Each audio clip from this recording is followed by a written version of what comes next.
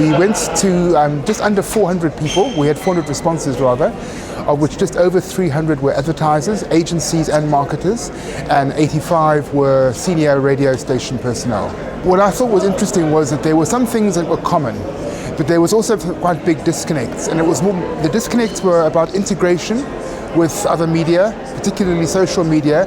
There seems to be a difference in opinion in how well that's being done, and even how to do it at all. I think the advertisers feel the biggest opportunities in social media, but the radio stations put that almost last. The other big disconnect between the two is the perceived lack of balance between content and advertising by the advertisers, but not the radio stations.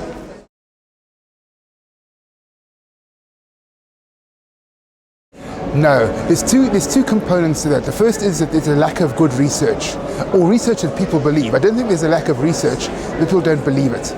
And that is what should be being used to sell advertising. And the big complaint from the advertisers was not only is there this absolutely dire lack of research, I use the word dire advisedly, but also the radio stations are not thinking out the box. They're just presenting the same old approach.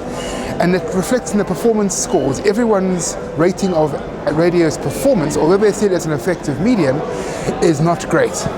And I think it's really clear that radio needs a big shake-up in general, in how you think about radio from an advertising point of view, how the stations think about it, how they use it. People feel radio is special. It has unique properties which are not being properly exploited. The quality of the advertising is rubbish. It's same old. It's not using the medium as effectively as it could.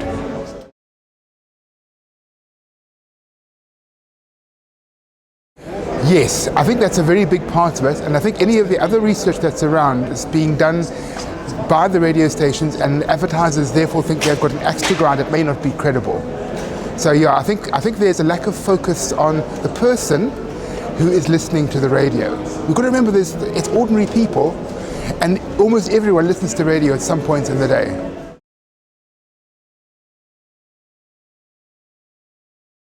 Well, I think there were three things that came out. The first is that everybody says radio is a very personal, engaging, intimate medium. People have a personal relationship with the radio stations and with the presenters, and that the credibility of those presenters is critical. They also use the theatre of the mind idea a lot, saying that people have, when they hear something on radio, they build up unconsciously a mental picture of what's going on, and because they've built their own mental picture, it's more memorable, it's more appealing, it's more intimate, it's more endearing, whereas TV's a more passive medium. So that was one of the big things that came through. The other big thing that came through was the reach, very wide reach, and also the ability to target niche special interest groups if you want to, and that's not being sold properly. And then the other thing was immediacy, speed.